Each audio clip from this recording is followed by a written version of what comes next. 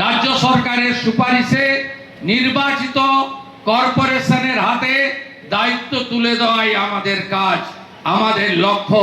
এটা নিয়ে আপনারা এতটুকু বিচলিত হবেন না। গণতন্ত্রে মানুষ শেষ কথা বলে। মানুষকে সম্মান মর্যাদা দেওয়া যে কোনো নির্বাচিত সরকারের দায়িত্ব, কিন্তু কর্পোরেশনের মতো যে শহরের শুধু স্থায়ী বাসিন্দা নয়, প্রত্যেক দিন লক্ষ লক্ষ মানুষ শুধু এই রাজ্যের নয়, সমগ্র উত্তর পূর্বাঞ্চলের নয়, উড়িষ্যা, ঝাড়খণ্ড, বিহারের নয়, প্রতিবেশী রাষ্ট্র নেপাল, ভুটান, বাংলাদেশের নয়, গোটা ভারতবর্ষেরই মিনি ইন্ডিয়া হলো কলকাতা। এখানে কত কর্পোরেট, কত সরকারি দপ্তরের হেডকোয়ার্টার রয়েছে। এখানে মেট্রো নেটওয়ার্ক, এখানে সার্কুলার রেল থেকে শুরু করে এখানে শিয়ালদা এবং কাছেই হাওড়ার মতো গুরুত্বপূর্ণ আমাদের রেল স্টেশন রয়েছে। স্বাভাবিকভাবে এই শহরে কর্পোরেশনের কিছু কাজ আছে যেটা রাজ্য বা কেন্দ্রীয় সরকার করে না। এই কাজ 1 মিনিট, 1 ঘন্টা, একদিনও বন্ধ রাখা যায় না। সাফাই অভিযান, পানীয় জল দেওয়া, পার্কিং এর ব্যবস্থা করা, পার্কগুলিকে রক্ষণাবেক্ষণ করা, জন্ম মৃত্যু নথিভুক্তকরণ করা, প্ল্যান কনভার্সন, মিউটেশন, নানাবিধ কাজ রয়েছে যা আইন করে কর্পোরেশনকে আমরা আমাদের বিগত দিনে ব্যবস্থায় দিয়ে যাওয়া হয়েছে। তাই প্রশাসক আমরা বসিয়েছি, প্রশাসককে সহযোগিতা করার দায়িত্ব আপনাদের সকলের দায়িত্ব।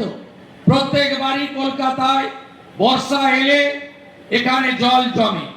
বিগত 5-6 বছরের ইতিহাস যদি দেখেন তাহলে সাইক্লোন, ন্যাচারাল ক্যালামিটি, কয়েকদিন আগেই হঠাৎ কাল বৈশাখীতে কলকাতাতে শুধু লন্ডভন্ড হয়ে যায়নি, গাছ উপড়ে পড়ে যায়নি, অনেকে মারাও গেছেন।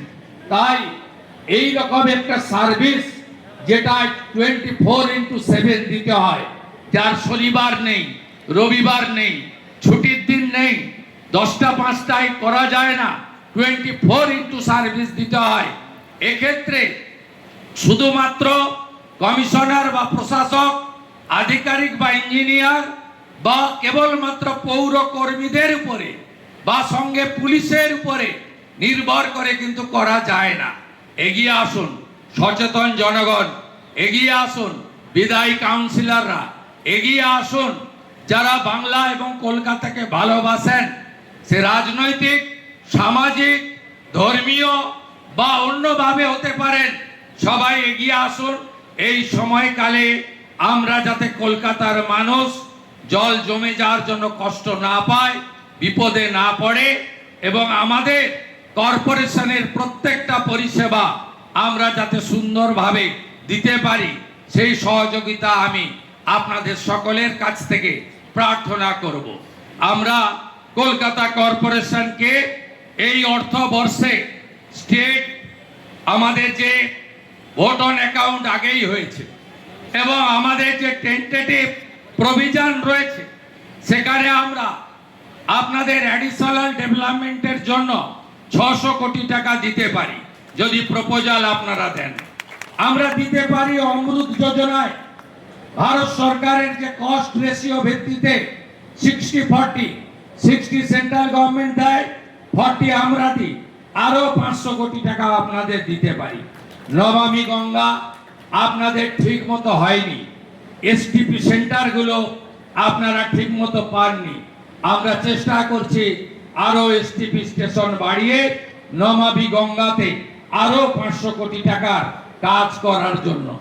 এছাড়াও আপনাদের আরবান চ্যালেঞ্জ ফান্ড এবং স্বচ্ছ ভারতে আমরা ভারত সরকার এবং রাজ্য সরকার মিলে আপনাদের আরো সাহায্য করতে পারি।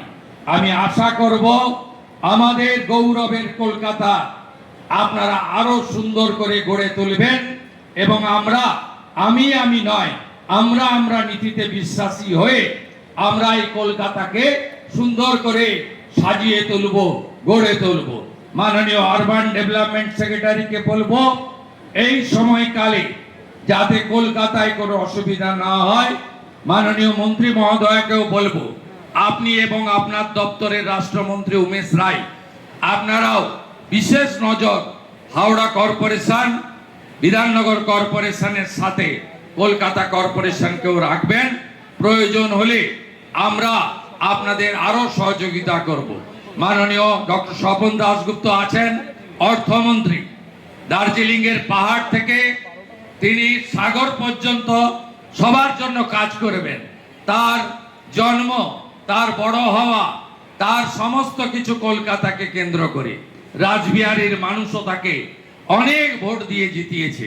তিনি অর্থ দপ্তরের দায়িত্ব পেয়েছেন। তার সব কিছু কাজের মধ্যে কলকাতা তো অগ্রাধিকার পাবে। আর আমি গ্রামের ছেলে, মেদিনীপুরের ছেলে, প্রথমবার দাঁড়িয়েই 8টি ওয়ার্ডের মধ্যে 7টি ওয়ার্ডে লিড নিয়ে ভবানীপুরের মানুষের আশীর্বাদ নিয়ে 15,105 ভোটে জিতেছি। আমারও দায়িত্ব থাকবে গোটা রাজ্যের সাথে সাথে, মেদিনীপুরের সাথে সাথে কলকাতা এবং ভবানীপুরকে একটি আদর্শ বিধানসভা হিসেবে উন্নয়নের মাধ্যমে সাজিয়ে দেওয়া। আসুন আমরা ওরা নীতি ছেড়ে দিয়ে আমরা সবাই উন্নয়ন, বিকাশ, প্রগতির মধ্য দিয়ে আমাদের কলকাতাকে এগিয়ে নিয়ে যাই এবং আমরা ডিলিমিটেশন